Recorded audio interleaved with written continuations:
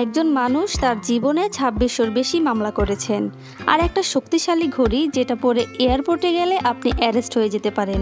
আবার পৃথিবীর সবচেয়ে দামি একটা কফি যেটা বানানো হয় বন্যপ্রাণীর মল থেকে। আর এমন একজন ব্যক্তি যে কিনা অফিসে না গিয়ে টানা ৬ বছর বেতন তুলেছে। আজকের এই ভিডিওটা বিনোদনে ভরপুর একটা রোলার কোস্টার হতে চলেছে। আপনাদের সাথে আছি আমি সুবর্ণা আহমেদ। চলুন ঢুকে পড়ি সেই অদ্ভুত দুনিয়ার ভেতরে। এটা হলো দুনিয়ার সব থেকে ডেঞ্জারাস একটা ঘড়ি, যেটা ব্যবহার করেছিলেন Barack Obama, Osama bin Laden এবং পৃথিবীর বিখ্যাত কিছু সেলিব্রিটি। এই ঘড়ি পরে যদি কোনো ব্যক্তি ইউএসের এয়ারপোর্টে যান তবে তাকে খুব গুরুত্বপূর্ণভাবে চেকিং করা হতো, কারণ এই ঘড়ি শুধু সময় দেখার কাজে ব্যবহার করা হতো না। ১৯৮৯ সালে ক্যাসিও কোম্পানি সেই সময়কার সব থেকে অ্যাডভান্স টেকনোলজি সম্পন্ন ঘড়িটি লঞ্চ করে। এই ঘড়িটার বিশেষত্ব ছিল যেই কোনো হার্শ কন্ডিশনে একদম অ্যাকুরেট টাইম দেখাতো। তো এই ঘড়ি এতটা স্ট্রং ছিল যে এটাকে মানুষ গরম পানির ভেতরে ছেড়ে দিয়ে দেখেছে, এমনকি বরফের মধ্যেও জমিয়ে ফেলেছে, হাতুড়ি দিয়ে জোরে জোরে আঘাত করেছে, এমনকি এটার উপর দিয়ে গাড়িও চালিয়েছে। এরপরও এর টাইম একটুও এদিক সেদিক হয়নি। এই শক্তিশালী ঘড়িটা সহজলভ্য এবং সুলভ মূল্য হওয়ার কারণে টেরোরিস্টরা টাইম বোমের সাথে অ্যাজ এ টাইমার সেট করে দিত। এরপর থেকে এই ঘড়িটা আর সাধারণ ঘড়ি থাকে না, এটা হয়ে যায় একটা টাইম বোম পার্স। এই ঘড়ির নাম হলো ক্যাসিও F91W ঘড়ি।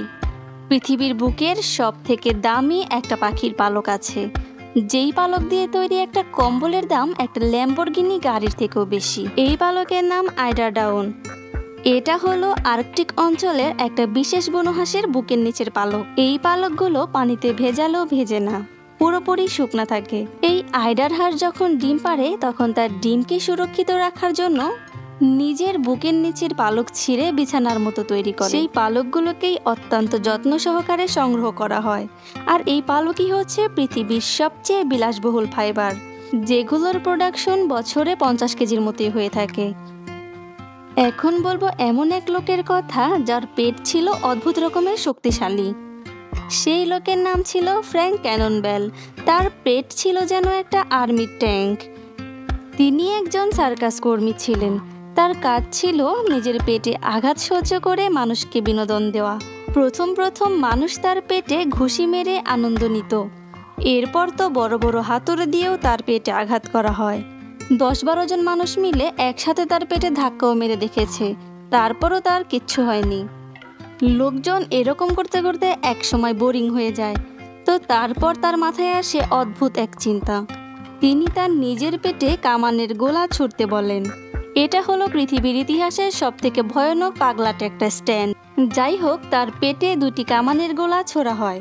প্রথম ধাক্কাটা কোনোভাবে সহ্য করে নেন, কিন্তু পরবর্তী ধাক্কা আর সামলাতে পারেন না, তিনি পড়ে যান। মানে তিনি ভালোই আঘাতপ্রাপ্ত হন। তার মতো পাগলামি ইতিহাসে আর কেউ করার সাহস দেখায়নি। আর কে বা করবে? তার মতো সুপার পেট তো আর কারো কাছে ছিল না। এখন শুনবেন এমন এক ভদ্রলোকের গল্প যে ৬ বছর ধরে অফিসেই যায়নি, কোনো কাজও করেননি, তবুও মাসে মাসে ঠিকঠাক বেতন তুলেছে। এটা কোনো সিনেমার গল্প নয়, এটা একদম বাস্তব ঘটনা। ঘটনাটা স্পেনের এক সরকারি কর্মীর, যার নাম ছিল জোয়াকুইন গার্সিয়া। তিনি তার ৬ বছরের চাকরি জীবনে একদিনও অফিসে যাননি। তার অফিসের লোকেরা ভাবতো তিনি হয়তো হেড অফিসের দায়িত্বে আছেন, আর হেড অফিসের লোকেরা ভাবতো তিনি হয়তো মাঠ পর্যায়ে ঠিকঠাক মতো দায়িত্ব পালন করছেন। কিন্তু শেষমেশ তিনি ধরা পড়ে যান। অফিসিয়ালি একটা অনুষ্ঠানে সকল কর্মীদেরকে পুরস্কার বিতরণ করা হয়, তো সেখানে তাকে কেউ চিনতেই পারে না। সবাই অবাক হয়ে যায় যে এই লোকটা কোথা থেকে এলো। এরপর জিজ্ঞাসাবাদে সত্যি বের হয়ে আসে এবং তার নামে মামলা করা হয়। সেই মামলায় তার জরিমানা হয় ১ বছরের বেতনের সমান। তারপরেও তো তার লাভই হয়েছে বলুন তো, কারণ ৫ বছরের বেতন তো তিনি হজম করেছেন। একজন মানুষ কতবার মামলা করতে পারে বলে আপনার মনে হয়? ১০ বার, ২০ বার, ৫০ বার? কিন্তু আপনি জানেন কি, একজন আমেরিকান নাগরিক আছেন যিনি ২৬০০-র বেশি মামলা করেছেন।